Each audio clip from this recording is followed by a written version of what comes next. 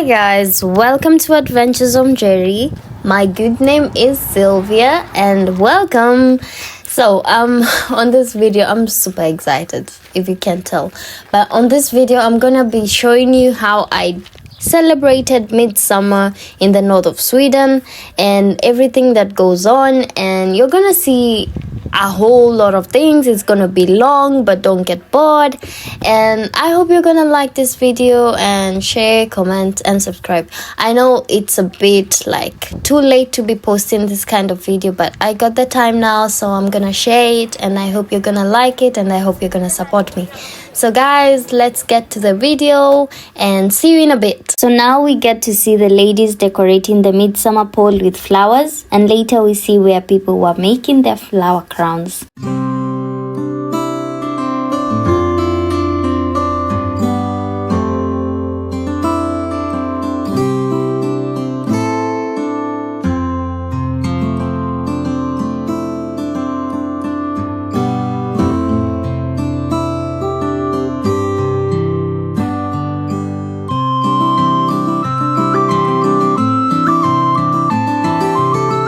This is Halströmming, grilled on an open fire for 4 to 5 minutes, then wrapped in foil to later be served as lunch. It's served with boiled potatoes, hard bread, and washed down with pear juice.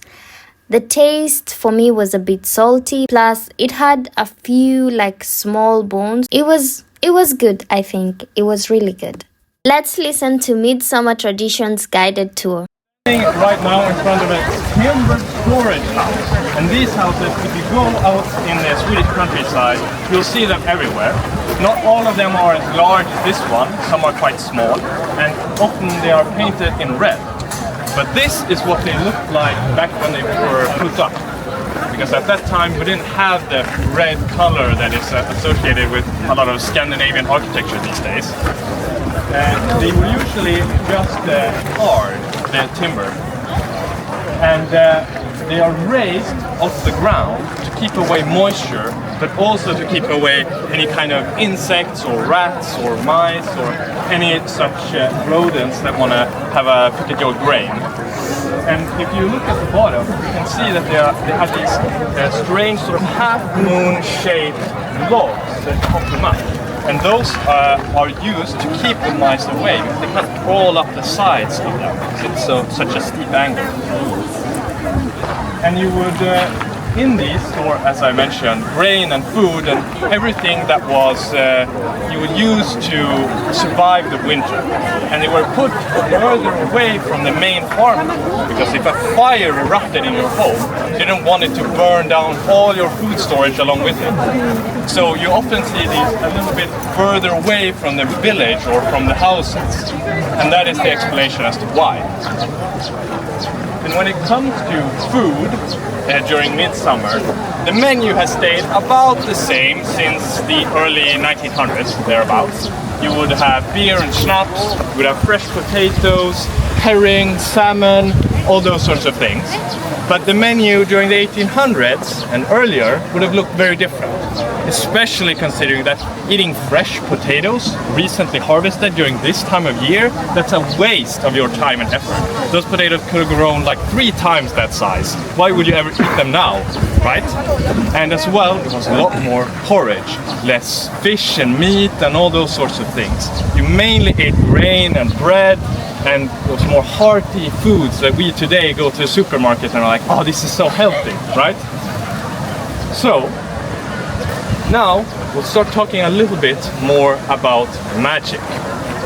So during Midsummer, it was nature was considered especially potent, and one of the things you could do during the sort of early morning hours after Midsummer is go out, strip off all your clothes and lay down in the grass with the morning dew and soak in it and roll yourself in it, because that was considered extremely healthy, and you would live long and escape all the sickness and disease that were around. And to continue talking a little bit more about magic and food related to magic, we're gonna head through the gatehouse here into the central courtyard. Okay, so follow after me. Actually, it wouldn't be as open as this, or at least not if you were earlier than maybe the late 1800s. During that time, there would have been another house on this side, and all the corners of the farm or courtyard would be closed by fences, so that wolves and other predators can sneak into your yard and steal your chickens or you even eat your children.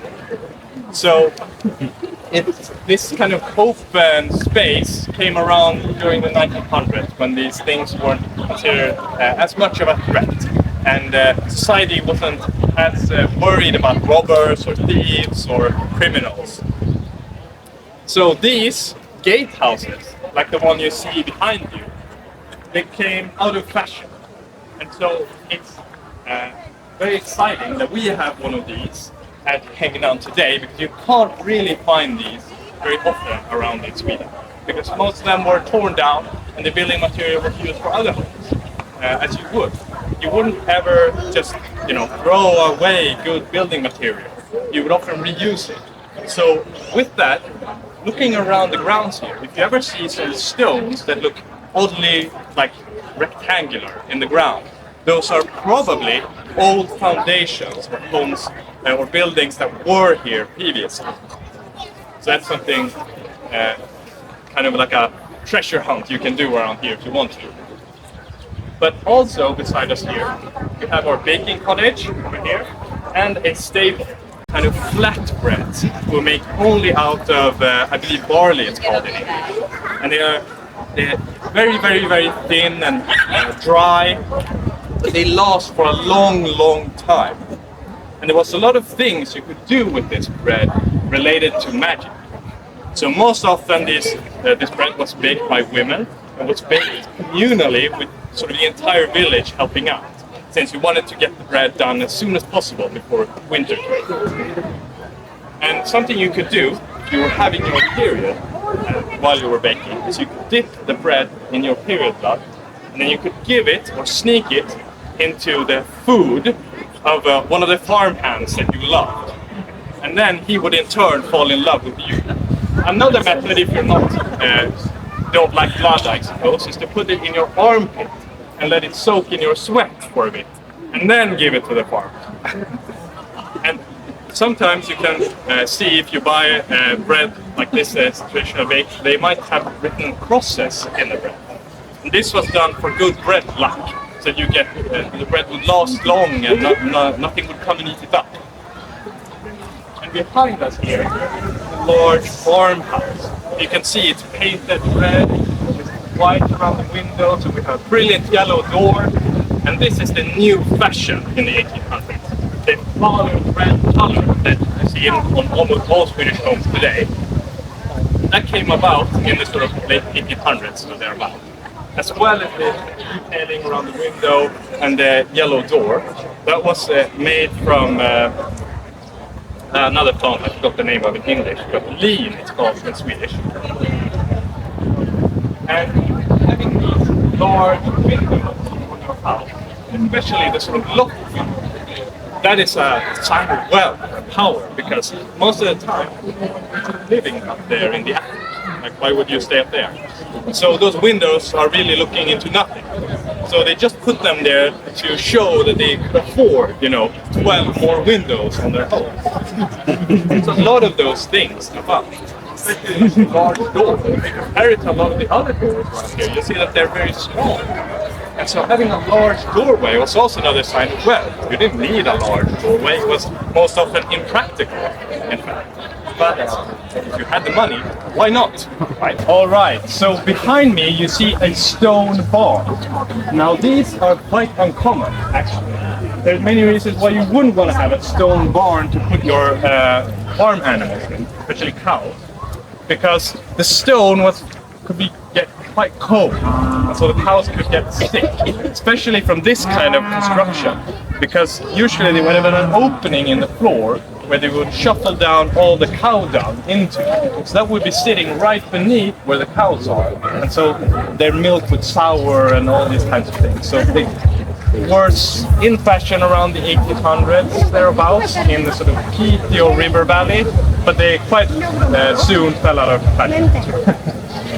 But while talking about the farm animals, we can list off what they would have had. So mostly they would have had cows, sheep, goats, chickens also, and that's about, they might have had a horse or two if they were more wealthy. And that was mostly used to drag the plow or drag a cart for building materials and this kind of thing. Since forestry was an especially important industry up here, especially around 1800. A lot of farmers got paid a lot of money to give up their woodland that they owned for use in the forestry industry. But there's also some magic related to this house. Say that you were a jealous neighbor who had heard about your neighbor had gotten a lot of milk, and you wanted to get some of that of your own. Then you would roll up a ball of yarn and pronounce a spell over it, and then you would roll it out your front door, and it would roll all the way over to your neighbor's house and go into their milk bucket and then soak up all their milk and then run away back to you, where you could squeeze it back out into your own milk bucket. And so there's a lot of sort of records that we have of different villages or farms accusing each other of these kinds of tricks. And during the 1600s, if you were ever even suspected of having done anything similar to this, you might even get beheaded or burned because of it. This was quite serious. In fact, here in Sweden, we had some of the most, or some of the largest scales of witch burning in Europe. Even similar in size in comparison to like the US and the things that were happening over there. So if you ever want to visit another museum, you can go to the Witch Museum in Ångermanland, which is further south of here, and they have a lot of history related to that. And as we've come here, we've also started to move backwards in time. Because over there, kind of the 1800s, and as we walk along the path down here, that small cottage over there, the crofter's cottage, then we'll be moving into the 70s, into the life of a crofter. And so why don't you follow with me down there as well.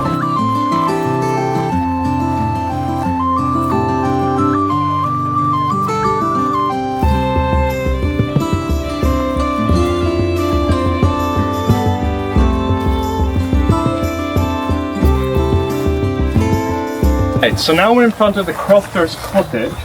And crofters were the sort of people that lived on the outside of the main sort of villages. And they often, their main occupation was often hunting and fishing, those kinds of things. They might have had a goat or a cow or two, but that wasn't mainly to give them any kind of income, just to feed themselves. And this crofter's cottage is very typical of the 1700s. And unfortunately, a lot of it is closed up right now because they had some renovations in here to make sure that this lasts another 100 years. But you would have seen that there was leaded windows. And that was quite common, even during the 1800s, to put lead in your windows. That was because lead is very easily shaped to allow for the window panes to sit in. And so this crofter's cottage, that it had leaded and even like glass windows, was quite uncommon. And that was something that was added later on during the building's lifetime. But out here, you might have found a wise woman, a woman who was very particularly experienced at magic. Now, there was a lot of theories about how women gained these strange magical powers.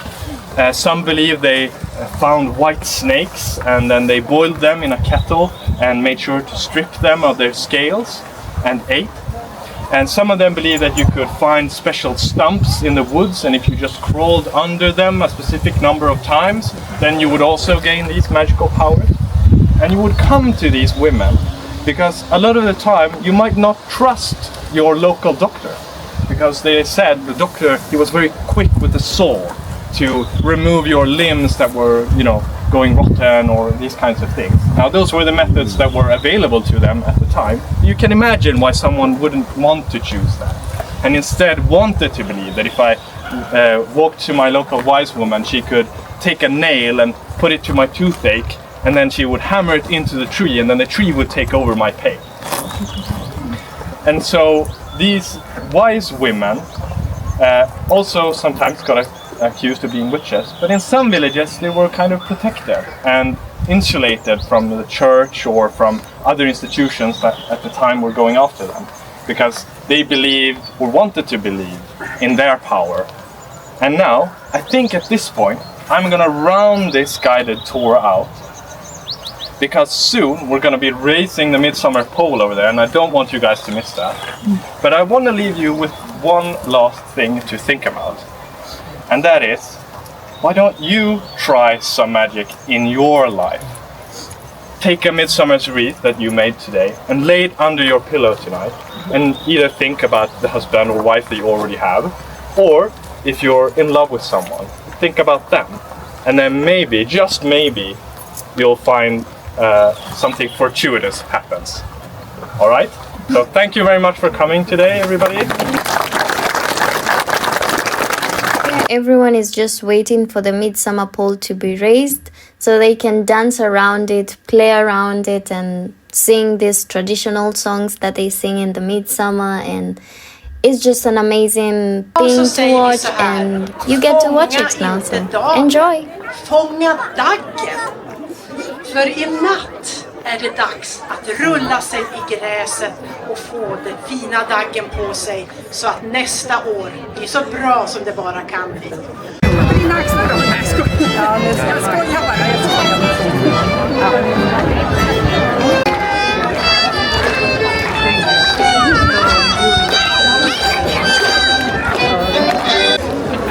Vi ska ha lite sång och dans.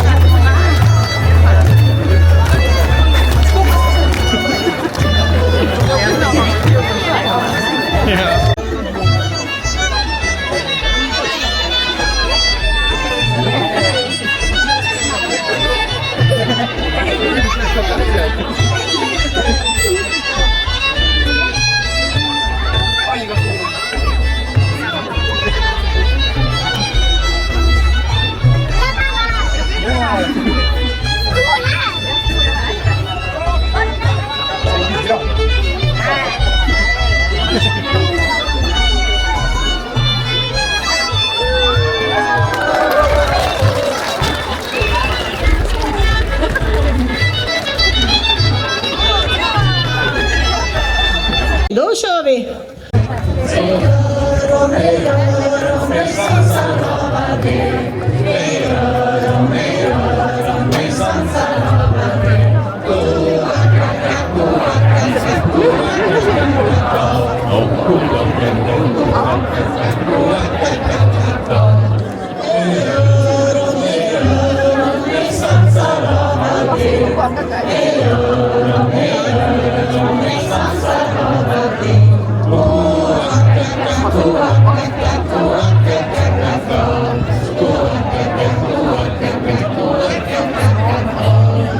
Later, kids could go and feed animals.